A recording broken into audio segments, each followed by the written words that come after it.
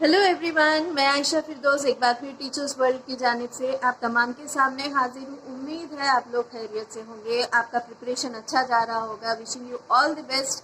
And आप जैसे जानते हैं कि तमाम थियोरीज ऑफ पार्ट 1 मैंने कवर कर लिया है। आज का थियोरी लास्ट है। इसके साथ साथ मैं चाहूँगी कि आप सारे थियोरीज को एक बार रिवाइज करें और हो सके तो माइंड मैप बनाएं। मैं भी उसके की एलिमेंट्स के साथ आपको एक जो है या शेयर करूँगी या फिर जो भी है एक पोस्ट में शेयर करूँगी जिसमें की elements of all the theories है। जैसे कि अगर चॉम्स्की कहेंगे तो हमारे जहन में लैंग्वेज डेवलपमेंट आ जाए, अगर पियाजे कहेंगे तो कॉग्निटिव डेवलपमेंट, स्कीमा, ये एसिमिलेशन, एकोमोडेशन, एडेप्टेशन, ये सारी चीज़ें आ जाए। अगर कोलबर्ग्स थियरी में कहूँ तो आप कोलबर्ग्स थियरी का जो है moral development theory, conventional, post conventional, pre conventional stage और हाइंस का डायलमा याद आ जाए। सिमिलरली मैं कार्ल रोजर्स की बात करूंगी तो ह्यूमनिस्टिक अप्रोच होगा, जो आइडियल सेल्फ, रियल सेल्फ, ये सारी चीज़ें। तो आज का थियरी बहुत इंपॉर्टेंट है। You as a parent, as an educator and as a TET aspirant you should know this theory. BEd भी आप कर रहे हो तो बहुत वैलिड थियरी है। कौन से भी टीचिंग रिलेटेड एग्जाम्स में या फिर आपके टीचिंग के करियर में खुद ये थियरी बहुत मायने रखता है। तो it is Erikson's theory of psycho social development. Erikson's theory of psycho social development. Erikson जो है एक साइको एनालिस्ट है जो सिगमंड फ्रॉइड की तरह ही है, लेकिन इनका प्रिंसिपल जो है, इनके हिसाब से जो है, और एक चीज़ याद ये रखना है कि इन्होंने आइडेंटिटी क्राइसिस का टर्म दिया था, आइडेंटिटी क्राइसिस। ठीक है। अब सुनने वाली बात यह है, समझने वाली बात यह है, अकॉर्डिंग टू एरिक्सन उन्होंने कहा कि हमारा जो डेवलपमेंट है वो जो है मरहलों में होता है, स्टेजेस में होता है। ये तो पियाजे ने भी कहा, उन्होंने कॉग्निटिव डेवलपमेंट की बात की। यहाँ पे साइको, दिमाग, और सोशल मतलब हमारे कल्चर का, हमारे सोसाइटी का, हमारे अतराफ जो है वो दोनों का भी इन्फ्लुएंस रखता है हमारा एक एक स्टेज। ठीक है। हर स्टेज पे हमें एक कॉन्फ्लिक्ट पेश आता है। ठीक है। डेवलपमेंट के दौरान हर स्टेज में एक कॉन्फ्लिक्ट या एक संकट या दुविधा पेश आता है, एक चैलेंज पेश आता है। अगर हम उस चैलेंज के पार हो जाते हैं then we develop a positive trait, और हम उस चैलेंज को मीट नहीं कर पाते तो हमारे अंदर एक नेगेटिव रिस्पॉन्स आ जाता है। And this negative response can be carried over stages. ठीक है। ये बहुत समझने वाली बात है। और हर एज ग्रुप के हिसाब से वो कॉन्फ्लिक्ट और उसका रिस्पॉन्स जो है, पर्टिकुलर रिस्पॉन्स जो है फिक्स्ड है, जिसके हिसाब से हम अपने जो है बनाते हैं। लाइक फॉर एग्जाम्पल उन्होंने कहा टोटली देर आर 8 स्टेजेस। ठीक है। 8 स्टेजेस। फर्स्ट स्टेज जो है इन्फेंसी का जो स्टेज है, आपने देखा, ओरल सेंसरी स्टेज भी इसे कहते हैं, 0 to 2 years। इन्होंने कहा 0 से 2 साल के बच्चों सबसे ज़्यादा माँ बाप से ही सराउंडेड रहते हैं। माँ बाप का इंटरेक्शन इनके साथ ज़्यादा होता है, केयर, वार्म, सपोर्ट, हर चीज़ जो है माँ बाप का। तो इमीडिएटली माँ बाप को ही बच्चे सर्च करते हैं वो, and they feel secured also.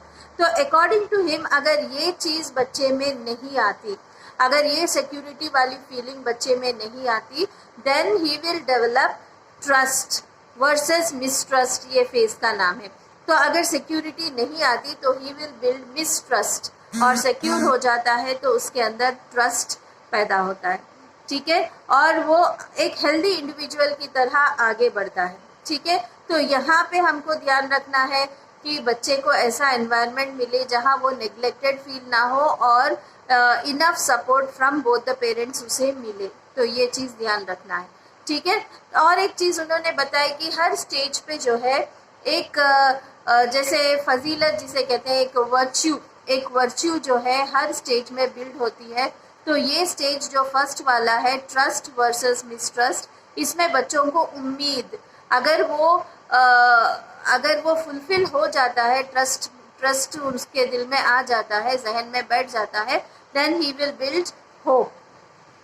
Okay. और ये होप जो है उसको लाइफ लॉन्ग एक वर्च्यू की तरह चलेगा।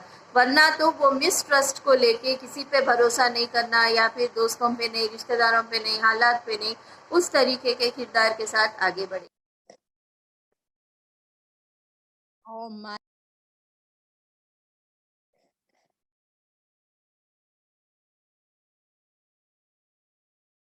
तो चलिए चलते हैं एरिक्सन के स्टेजेस। जैसे अभी मैंने फर्स्ट स्टेज आपको बताया, अब आगे चल के दूसरे स्टेजेस को देखते हैं। फर्स्ट स्टेज एक क्विकली रिकैप कर लीजिए, early infancy, that is 0 to 2 years। यहाँ पे जो है जो चैलेंज है वो ट्रस्ट वर्सेस मिसट्रस्ट है।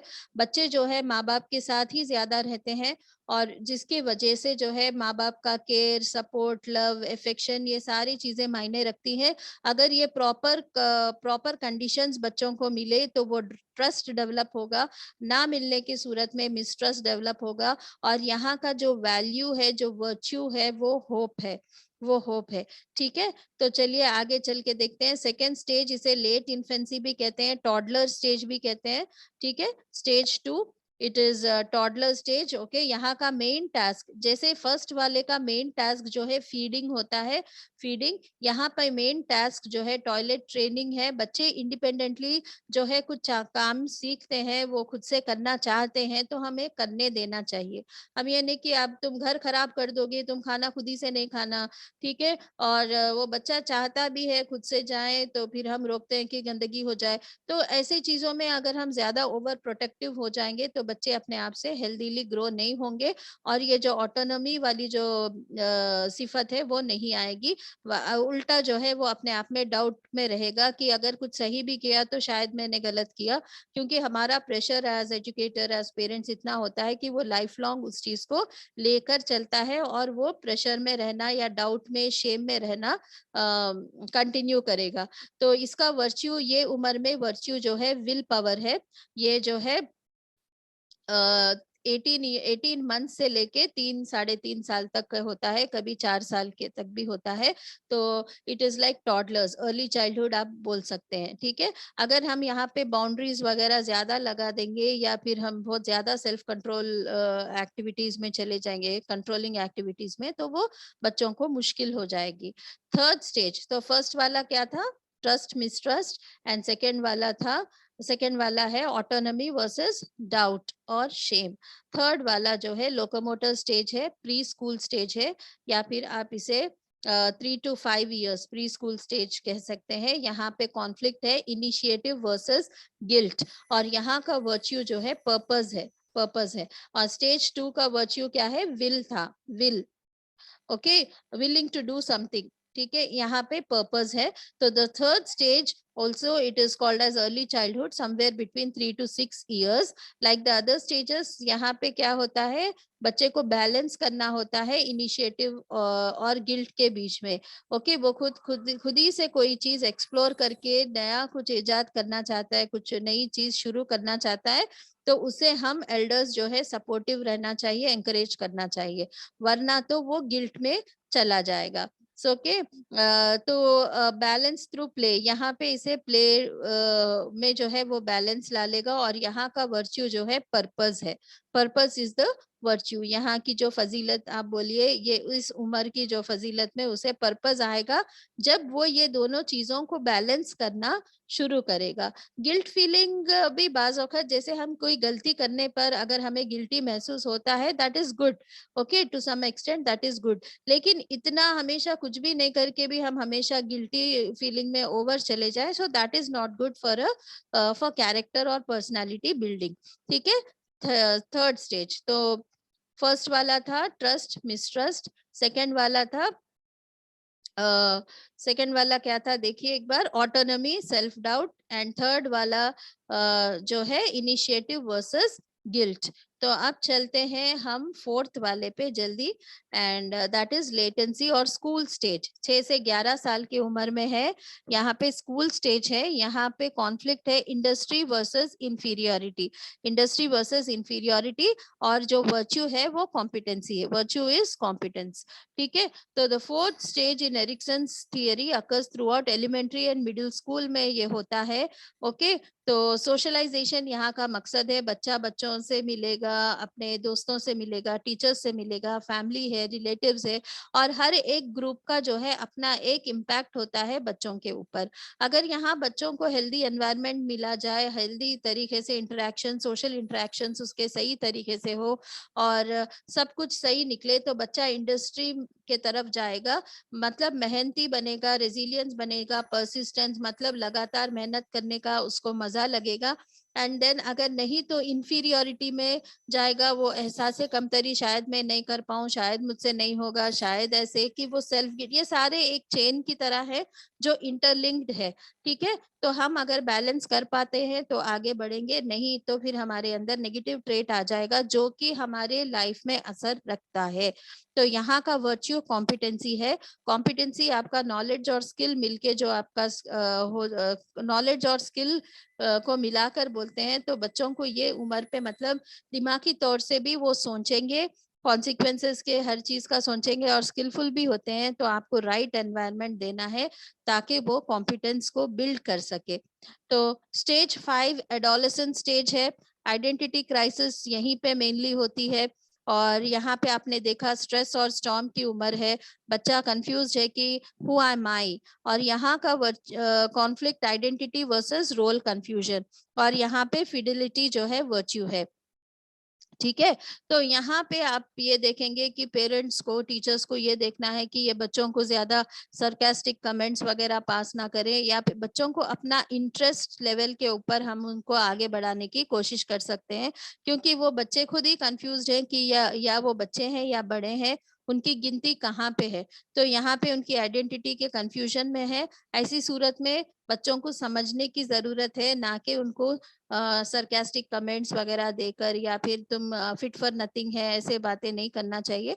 तो उनको एक कंड्यूसिव, आप उनके तकरीबन ऐसे दोस्त, ऐसे गाइड बनो जो आप उनकी बात सुन के उनको सही गाइडेंस दे सको, बिना विदाउट बीइंग जजमेंटल। सो फिडेलिटी और loyalty, this is the what you can say, you get the reward or the virtue of this particular, okay।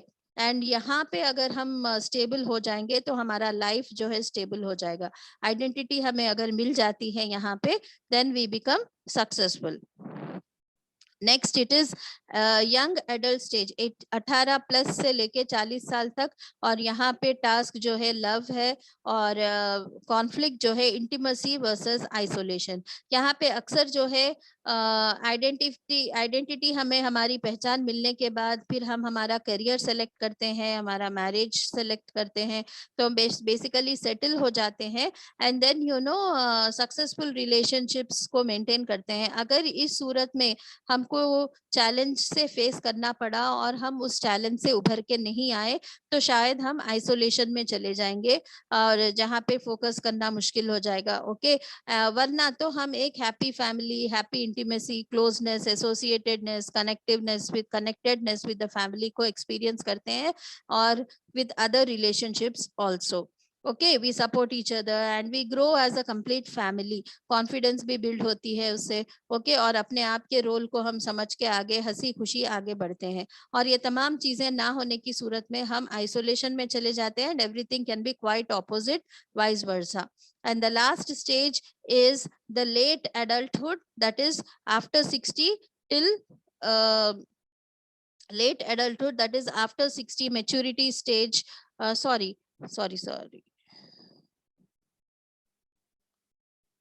I spoke about adolescents, young adolescents, and it is about middle adulthood.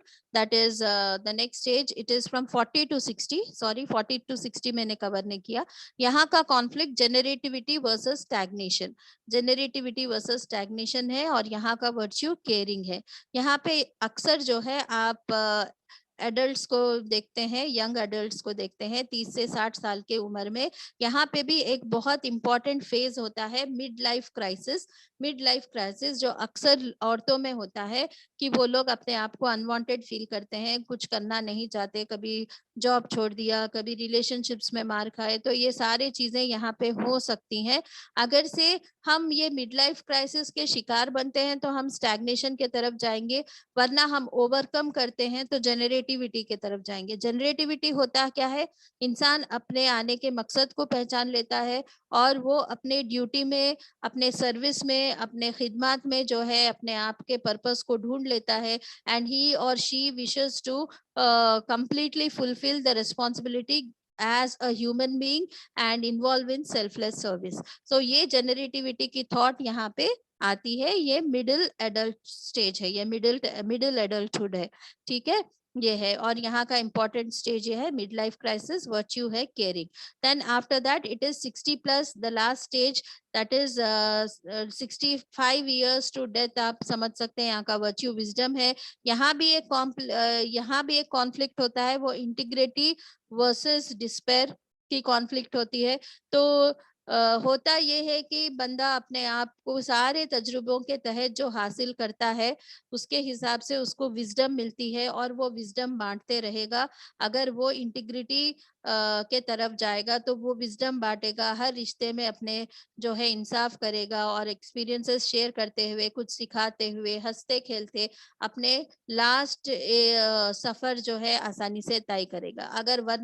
अगर यही चीज से फिर वो challenge के सकम हो जाए, अगर विक्टिम हो जाए, तो वो डिस्पेयर में चले जाता है कि मैं जिंदगी में कुछ किया नहीं, मैं आया क्यों, मैं कुछ हुआ नहीं मेरे साथ। तो इस तरीके से वो एक्सट्रीम सॉरोफुल कंडीशन में जाकर जो है डिप्रेशन में चले जाता है। और यहाँ पे बहुत ज्यादा बायोलॉजिकल चेंजेस भी हो जाते हैं, because capacity of your body becomes like, आप आज जो हो शायद 65 के बाद वैसे नहीं होंगे, तो आपके स्लोली मेमोरी पे, फिजिक पे पूरा असर करना शुरू करेगा। That also might lead to despair, but still you have to have the wisdom to say that to like ये भी एक प्रोसेस है, ये एक डेवलपमेंटल स्टेज है, सबको ही जाना है। तो I am also growing according to बोल के आप एक नेचर को रेस्पेक्ट करते हुए जाएंगे तो आप इंटीग्रिटी के तरफ होंगे, वरना तो डिस्पेयर में होंगे। So this is what is about Erickson's 8 stages. A quick recap: trust versus mistrust, autonomy versus shame, doubt, initiative versus guilt, industry versus inferiority, identity versus role confusion, identity confusion, intimacy versus isolation, generativity versus stagnation, ego integrity versus despair, and the fourth stage, what is initiative versus guilt, initiative versus. So thanks for patient hearing. Hopefully you will take down notes and make something interesting. Simple ऐसे ही एक chart में उसे याद कर लीजिए, और adolescence तक का स्टेज ज्यादा याद करिए, बाकी 3 शायद वो टेट में नहीं पूछेगा, क्योंकि स्कूल के बच्चे अक्सर एडोलेसेंस तक ही रहते हैं। So all the best, take care.